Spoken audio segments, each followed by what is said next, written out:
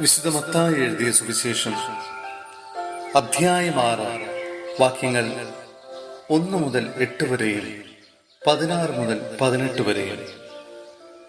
ധർമ്മദാനം. മറ്റുള്ളവരെ കാണിക്കാൻ വേണ്ടി അവരുടെ മുമ്പിൽ വെച്ച് നിങ്ങളുടെ സത്കർമ്മങ്ങൾ അനുഷ്ഠിക്കാതിരിക്കാൻ സൂക്ഷിച്ചുകൊള്ളുവിൻ. അല്ലെങ്കിൽ നിങ്ങളുടെ സ്വർഗസ്ഥനായ പിതാവിങ്കൽ നിങ്ങൾക്ക് പ്രതിഫലമില്ല.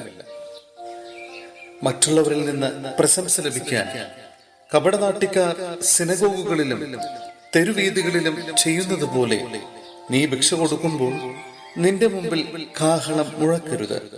സത്യമായി ഞാൻ നിങ്ങളോട് പറയുന്നു, അവർക്ക് പ്രതിഫലം ലഭിച്ചു കഴിഞ്ഞു. നീ ധർമ്മദാനം ചെയ്യുമ്പോൾ അത് രഹസ്യമായിരിക്കേണ്ടതിന് നിന്റെ വലത്തുകൈ ചെയ്യുന്നത് ഇടത്തുകൈ അറിയാതിരിക്കട്ടെ. രഹസ്യങ്ങൾ അറിയുന്ന നിന്റെ പിതാവ് നിനക്ക് പ്രതിഫലം നൽകും. പ്രാർത്ഥന. നിങ്ങൾ പ്രാർത്ഥിക്കുമ്പോൾ കപടനാട്യക്കാരെ പോലെ ആകരുത്. അവർ മറ്റുള്ളവരെ കാണിക്കാൻ വേണ്ടി സിനഗോഗുകളിലും തെരുവീഥികളുടെ കോണുകളിലും നിന്ന് പ്രാർത്ഥിക്കാനാണ് ഇഷ്ടപ്പെടുന്നത്. സത്യമായി ഞാൻ നിങ്ങളോട് പറയുന്നു, അവർക്ക് പ്രതിഫലം ലഭിച്ചു കഴിഞ്ഞു. എന്നാൽ നീ പ്രാർത്ഥിക്കുമ്പോൾ നിന്റെ മുറിയിൽ കടന്ന് കതകടച്ച് രഹസ്യമായി നിന്റെ പിതാവിനോട് പ്രാർത്ഥിക്കുക. രഹസ്യങ്ങൾ അറിയുന്ന പിതാവ് നിനക്ക് പ്രതിഫലം നൽകും. പ്രാർത്ഥിക്കുമ്പോൾ വിജാതീയരെ പോലെ നിങ്ങൾ അതിഭാഷണം ചെയ്യരുത്. അതിഭാഷണം വഴി തങ്ങളുടെ പ്രാർത്ഥന കേൾക്കുമെന്ന് അവർ കരുതുന്നു. നിങ്ങൾ അവരെ പോലെ ആകരുത്. നിങ്ങൾ ചോദിക്കുന്നതിന് മുമ്പ് തന്നെ നിങ്ങളുടെ ആവശ്യം നിങ്ങളുടെ പിതാവ് അറിയുന്നു. ഉപവാസം. നിങ്ങൾ ഉപവസിക്കുമ്പോൾ കപടനാട്യക്കാരെ പോലെ വിഷാദം ഭാവിക്കരുത്.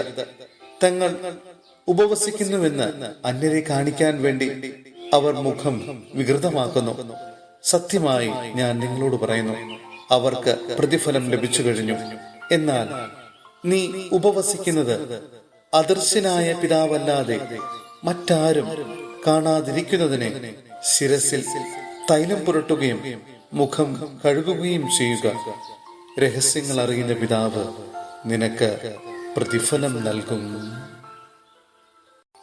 സഹോദരരെ, വിശുദ്ധ പൗലോസ്ലീഹ കൊറിന്ത്യോസിലെ സഭയ്ക്ക് എഴുതിയ 2-ാം ലേഖനം അധ്യായം 8 വാക്യങ്ങൾ 9 മുതൽ 15 വരെ. ഉദാരമായ ദാനം. നമ്മുടെ കർത്താവായ യേശു ക്രിസ്തുവിന്റെ കൃപ നിങ്ങൾക്കറിയാമല്ലോ. അവൻ സമ്പന്നനായിരുന്നിട്ടും നിങ്ങളെ പ്രതി ദരിദ്രനായി തന്റെ ദാരിദ്ര്യത്താൽ നിങ്ങൾ സമ്പന്നരാകാൻ വേണ്ടി തന്നെ 1 വർഷം മുമ്പേ നിങ്ങൾ അഭിലഷിക്കാനും പ്രവർത്തിക്കാനും തുടങ്ങിയ ഈ കാര്യം ഇപ്പോൾ പൂർത്തിയാക്കുന്നത് ഉത്തമമായിരിക്കുമെന്ന് ഞാൻ ഉപദേശിക്കുന്നു. നിങ്ങൾ ആഗ്രഹത്താൽ പ്രകടിപ്പിച്ച സന്നദ്ധത നിങ്ങളുടെ കഴിവനുസരിച്ച് പ്രവൃത്തിയിലും പ്രകടിപ്പിക്കുവിൻ. താല്പര്യത്തോടെയാണ് നൽകുന്നതെങ്കിൽ ഒരുവന്റെ കഴിവനുസരിച്ചുള്ള ദാനം ദൈവം സ്വീകരിക്കും. കഴിവില്ലായ്മ കണക്കാക്കേണ്ടതില്ല. മറ്റുള്ളവർ കഷ്ടപ്പെടരുതെന്നും നിങ്ങൾ കഷ്ടപ്പെടണം എന്നുമല്ല ഞാൻ അർത്ഥമാക്കുന്നത്. അവരുടെ സമൃദ്ധിയിൽ നിന്ന് നിങ്ങളുടെ കുറവ് നികത്തപ്പെടുന്നതിനെ നിങ്ങളുടെ ഇപ്പോഴത്തെ സമൃദ്ധിയിൽ നിന്ന് അവരുടെ കുറവ് നികത്തണമെന്നും അപ്രകാരം സമത്വമുണ്ടാകണമെന്നുമാണ്. എഴുതപ്പെട്ടിരിക്കുന്നത് പോലെ അധികം സമ്പാദിച്ചവനെ ഒന്നും മിച്ചമുണ്ടായിരുന്നില്ല, അല്പം സമ്പാദിച്ചവനെ കുറവുമുണ്ടായിരുന്നില്ല.